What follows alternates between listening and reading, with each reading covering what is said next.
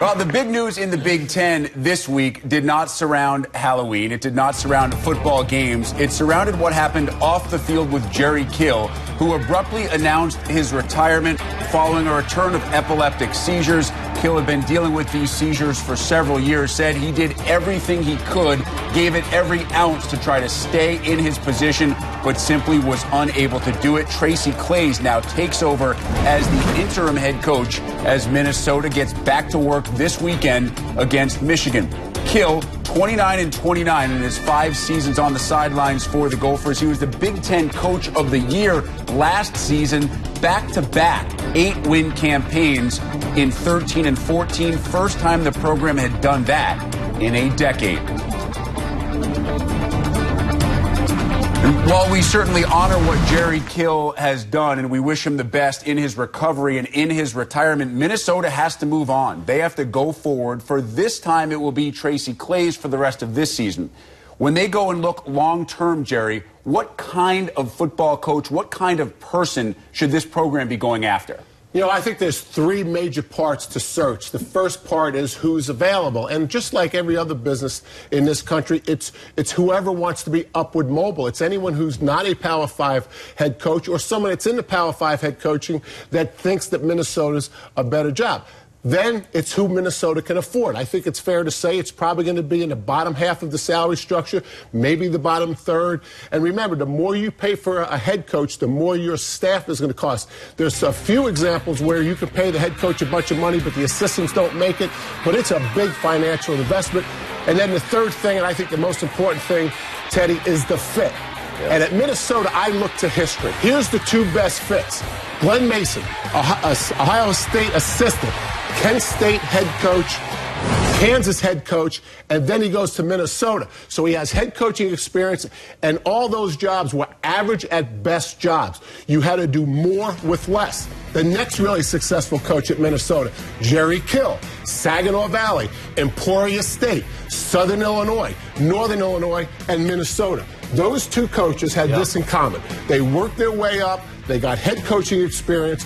They took a better job than they had last, and they used their head coaching experience. And I would say both Mace and Jerry did more with less than most coaches and used every one of their limited resources. Mace is watching this show in the green room, so I wouldn't dare diss the guy right now. He'll probably come out and try to beat me up. But, you know, he did well, and I think what Jerry's talking about here is culture. And when you think about Minnesota and Iowa and Wisconsin, there's a formula, and I would warn school presidents, don't deviate from that. If you do it, you're really taking a big gamble. I mean, look at Nebraska and Mike Riley and the growing pains that's going on there. So Tracy Claeys knows what he's doing. He has so far stepped in successfully when Jerry Kill has needed him. I really don't see why you would venture out of the family in this case. Let's get some thoughts on this from Nicole, who joins us once again from New York City. Of course, Nicole, Minnesota doesn't have a permanent athletic director in place right now either. They're working with an interim AD as we speak. When that permanent AD finally takes over, what kind of coach should he or she be going after? Well, I'm with Teddy on this. I think, you know, you've got a staff that's been together for a very long time.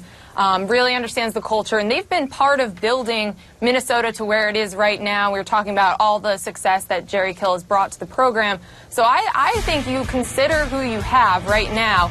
And one other thing to keep in mind here is that there are already 8 FBS openings, and it's the middle of the season. It's not even Halloween yet. And there will be more, and there will be better jobs, you know, so perceived better jobs. USC is open right now. And there are other opportunities for some of these hot coaching candidates, the guys who names are being floated for every job. So I think, you know, maybe it is a better time to look in-house when there's going to be it's going to be a very competitive marketplace.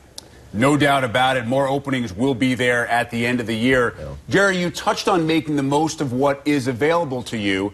2 of our favorite conversations, the first, of course, being the difference between the A and the B gap, but the second and not far behind, maximizing those resources. So what is realistic for Minnesota in the West Division if they were to do that, to maximize everything available to the new head coach? Well, a year ago, Minnesota played Wisconsin on the last day of the regular season to go to Indianapolis. So I think that's available. I do think that recruiting is the most significant change in college football over the last 20 years. And as you're interviewing coaches, I think obviously one of the most important questions that you need to ask the candidates is what's your recruiting plan and how you're going to do it. But unlike the East, Rick, talking about our favorite conversations, it's imbalanced. And Rutgers, Maryland, Indiana, they're vying for fifth place if, in fact, the top four are doing what they need to do. That's not true in the West. The other issue I would say is Illinois is probably a better recruiting job than Minnesota, so there's going to be a change there as well. So I think it's fair what Jerry Kill did last year, playing in the last game to get to the West. I don't see why you can't do that. Let's point out something Minnesota doesn't have right now, a permanent athletic director. So if you don't know who the AD is, kind of following up on Nicole's point, I don't think a big-name coach is going to say, all right, take a chance on working for somebody I don't know. Now, it's possible they install somebody in the next month or so, but I think that also points to, why you want to keep Tracy Claeys there and this current staff. Big-name coach isn't going to be involved in this thing, so it really doesn't matter as far as the athletic director. It's going to be someone who's upward mobile. I'm telling you, the world the coaches live in, if there's no AD and they want the Minnesota job, they figure it out. James Franklin took the job at Penn State with no permanent AD. Coaches don't think that way because if you're successful, you have more leverage than the AD. So you always bank on being successful enough that the AD, if the AD doesn't like you, it doesn't matter as long as you win. Sure, but the offer has to come, and the president of Minnesota has said, first things first, we need to start our search for the AD. After we hire a permanent AD, then we begin our search for the head football coach. So it may not be a matter of the coach wanting the job. It may be a matter of these coaches having to actually wait for the offer to come from Minnesota. Right, Rick, and that's the culture of Minnesota. I get it. That's not the way Ohio State would do it, but it's not the Ohio State job. And so if the president says AD first, then coach, I'm just saying, for the coach's perspective, he doesn't care about any of that. If he can get a better job. I find that very surprising. I mean, really? Yeah, because when you look at James Franklin, first of all, it's Penn State. Minnesota is not Penn State. Penn State is an ultimate destination job for a guy who grew up in that state. And if you're James Franklin, you're not going to turn that down because maybe you'll never get another shot at it. So I think in this case, you really want to know who you're going to be working for. Even if you're the head coach of Toledo, you want to know who you're working for. Well, if you're the head coach of Toledo and you also have offers from three of the other 8, then, yeah, that's going to be a huge factor. And if you don't have offers from the other 8? Then maybe you're not that desirable in the first place. Exactly. You're going to take the job.